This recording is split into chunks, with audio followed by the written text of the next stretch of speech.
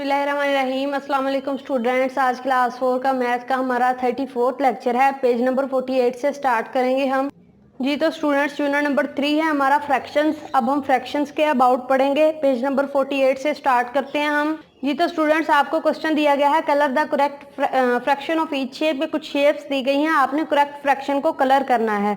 तो स्टूडेंट्स ये आपको दिया गया है 2/6, 2/6। ये आपको एक फ्रैक्शन दी गई है। इसके नीचे वाले पोर्शन को, जो हिंसा बटे के नीचे आता है, उसको हम बोलते हैं डिनोमिनेटर, और जो ऊपर आता है उसको हम नोमिनेटर बोलते हैं। ये बात आपने याद रखनी है। ये 6 वाला जो पोर्शन है, ये इसका मतलब है कि ये टोटल आपके पास 6 इस शेप के अंदर पीसीज हैं। 1 2 3 4 5 6, इसके 6 पार्ट्स उन्होंने किए हुए हैं इस शेप के।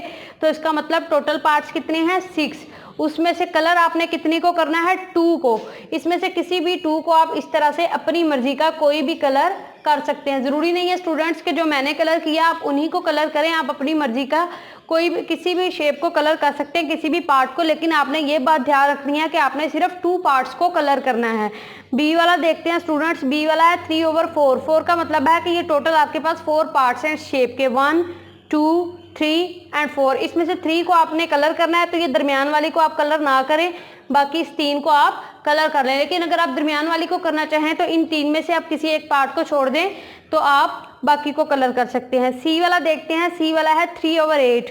इसका मतलब है कि टोटल हमारे पास 8 पार्ट्स हैं। ये काउंट कर लेते हैं, 1 2 3 4 5 6 7 एंड 8 पार्ट्स हैं, जिसके अंदर से आपने 3 को कलर करना है। तो अपनी मर्जी के किसी भी बॉक्स में आप इन 3 को कलर कर लें, या अपनी मर्जी के किसी भी बॉक्स को कलर कर लें। डी वाला पार्ट है हमारा, 10 पार्ट्स हैं टोटली सर्कल के। इसमें से आपने 8 को कलर करना है, तो 2 आप छोड़ दें, कोई भी 2 पार्ट्स छोड़ के बाकी के 8 को आप कलर करेंगे। ई वाला है स्टूडेंट्स, उसको देखते हैं। टोटल 24 पार्ट्स हैं, जिसमें से 13 को आपने कलर करना है। तो इस 24 में से आप 13 अपनी मर्जी के लें, उसको आप कलर कर लें। नेक्स्ट है 7/10। ये टोटल 10 पार्ट्स है, इसमें से आपने 7 को कलर करना है। नेक्स्ट जो क्वेश्चन हमें दिया गया है, right the fraction for the coloured part of each shape. Students अब आपने क्या करना है, पहले आपने क्या किया कि फ्रैक्शंस आपको दी गई थी, ऊपर आपको पार्ट्स दिए गए थे, आपने कलर खुद से करना था। लेकिन अब क्या है, अब आपको कलर किए हुए हैं, आपने फ्रैक्शंस राइट करनी है। तो हम क्या करेंगे, जैसे कि मैंने आपको बताया, जो टोटल पार्ट्स हैं उसको हम डिनोमिनेटर में लिखते हैं, यानी कि बटे के नीचे। 1 2 3 4 5 6, तो ये आपके पास 6 है, यहाँ पर आप राइट करेंगे 6। तो उसमें से कलर को कितने हुआ? 2 को, तो आपकी फ्रैक्शन बन गई 2/6। इसी तरह से बी पार्ट देखते हैं।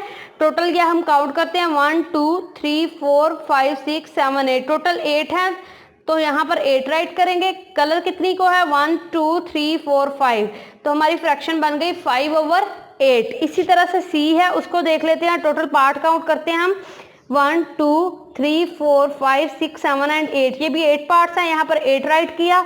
तो कलर कितनी को है? 1 2 3 4, 4 को कलर किया गया है, यहाँ पर हम 4 राइट करेंगे। डी वाला पोर्शन देख लेते हैं। 1 2 3 4 5, टोटल 5 है हमारे पास पार्ट्स इस शेप के, 2 को कलर किया गया है, तो हमारी फ्रैक्शन है 2/5। जी तो स्टूडेंट्स ये हमारा पेज नंबर 48 था। अब पेज नंबर 49 की तरफ चलते हैं। पेज नंबर 49 के ऊपर हमें क्वेश्चन नंबर 3 दिया गया है, write fractions to match the words. आपने फ्रैक्शंस राइट करनी है जिससे ये वर्ड्स मैच करें। जैसे कि मैंने आपको बताया कि जो डिजिट हम बटे के ऊपर लिखते हैं वो हमारे पास नोमिनेटर होता है, और जो नीचे लिखते हैं उसको डिनोमिनेटर बोलते हैं। ये एक एग्जांपल भी दी गई है कि डिनोमिनेटर 6 है, नोमिनेटर 4 है, तो इसको हम कैसे लिखेंगे? 4/6, डिनोमिनेटर को नीचे और नोमिनेटर को ऊपर। इसी तरह से देख लेते हैं, हमारे पास है नोमिनेटर 5, तो यहाँ पर 5 राइट करेंगे। डिनोमिनेटर 7 है, यहाँ पर 7, तो फ्रैक्शन बन गई 5/7। डिनोमिनेटर हमारे पास 10 है और नोमिनेटर है 3, तो 3/10। डिनोमिनेटर 8 है और नोमिनेटर 5, तो ये बन गई 5/8। ये हमारी फ्रैक्शंस थी। जी स्टूडेंट नेक्स्ट क्वेश्चन है, क्वेश्चन नंबर 4। आपने बताना है right greater than, smaller than और इक्वल। आपने फ्रैक्शंस बतानी है कि इक्वल कौन सी है, ग्रेटर देन कौन सी है, स्मॉलर देन कौन सी है। जी तो स्टूडेंट्स आप देखें कि इनके डिनोमिनेटर सेम है। सबसे पहले किसी भी फ्रैक्शन को आपने इस तरह का साइन देना हो, ग्रेटर देन स्मॉलर देन बताना हो, तो आप क्या करते हैं, सबसे पहले डिनोमिनेटर देखते हैं। जिसका डिनोमिनेटर जितना बड़ा होगा इसका मतलब वो फ्रैक्शन उतनी ही छोटी है। फॉर एग्जांपल अगर यहाँ पर 2 है तो वैसे तो देखने को 2 7 से छोटा है, लेकिन अगर हम फ्रैक्शंस में देखें तो 2 जो है वो 7 से बड़ा होगा, उस फ्रैक्शन को हम बड़ी कहेंगे। लेकिन हमारे डिनोमिनेटर सेम है, तो स्टूडेंट्स डिनोमिनेटर के बाद हम नोमिनेटर देखते हैं। नोमिनेटर में हम देखते हैं कि हमारे पास 3 बड़ा है या 6 बड़ा है। तो हमारे पास 3 जो है वो छोटा है, 6 बड़ा है। लेकिन अगर हम फ्रैक्शंस में देखें तो जितना ये छोटा होता जाएगा, जो नंबर जितना छोटा है वो फ्रैक्शन उतनी ही बड़ी काउंट होती है। तो इसका मतलब 3/7 हमारे पास बड़ा है 6/7 से। इसी तरह से नेक्स्ट बी वाला देखते हैं। इसमें हमें देखें स्टूडेंट्स, हमने सबसे पहले तो हमने इसका डिनोमिनेटर देखना है। 8 हमारे पास बड़ा है, तो इसका मतलब है ये फ्रैक्शन छोटी है, 6 वाली फ्रैक्शन बड़ी है, तो हम यहाँ पर स्मॉलर देन का साइन लगाएंगे। सी वाला देखते हैं, दोनों फ्रैक्शन ही सेम है, ऊपर भी दोनों नोमिनेटर भी सेम है, इसके डिनोमिनेटर भी, इसका मतलब ये फ्रैक्शन एक दूसरे के इक्वल हैं। डी वाला देख लेते हैं स्टूडेंट्स। डी में हमें दिया गया है 6/8 एंड 6/7, तो इसका मतलब है हमने पहले डिनोमिनेटर देखना है। 8 वाली फ्रैक्शन जो है वो क्या होगी, छोटी होगी, 7 वाली बड़ी होगी, तो हम यहाँ पर 6/8 इज स्मॉलर देन 6/7। जी तो स्टूडेंट्स नेक्स्ट देखते हैं हम। क्वेश्चन नंबर 5 हमें दिया गया है राइट इन असेंडिंग ऑर्डर। आपने इसको असेंडिंग ऑर्डर में राइट करना है। असेंडिंग ऑर्डर आप पढ़ चुके हैं, इसका मतलब है छोटे से बड़े की तरफ। तो स्टूडेंट्स इनके सब के जो हैं डिनोमिनेटर सेम है, इसका मतलब आपने सिर्फ नोमिनेटर्स देख के इसको असेंडिंग और डिसेंडिंग ऑर्डर में राइट करना है। जैसे कि ये एग्जांपल दी गई है 3/2, 2/5। सॉरी, यहाँ पर ये 3/2 लिखा है, लेकिन आंसर में उन्होंने 5 ही दिया गया, तो यहाँ पर 3/5 ही आएगा। ये गलती से 3/2 लिखा गया है।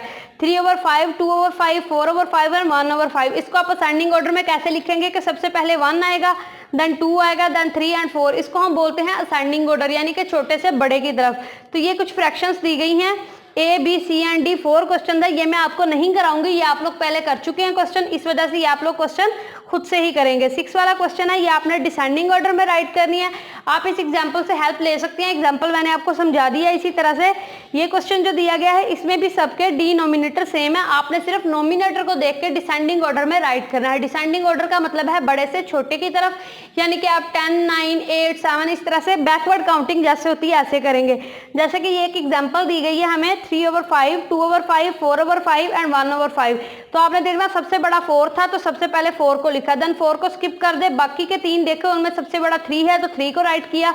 अब 3 को 4 को स्किप कर दिया, 1 एंड 2 हमारे पास बाकी रह गए हैं। तो 1 बड़ा है या 2, हमारे पास 2 बड़ा है, तो हमने पहले 2 को राइट किया, देन 1 को राइट किया। इसी तरह से स्टूडेंट्स आपने करना है। जैसे कि ये क्वेश्चन ए दिया गया है, इसमें आपको सबसे बड़ा देखे आपके पास 5 है, पहले आप 5 वाली फ्रैक्शन राइट करेंगे, देन 4 वाली, देन 3 वाली, देन 2 वाली।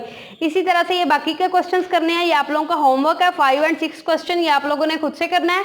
Thank you very much. कल हम यहीं से स्टार्ट करेंगे।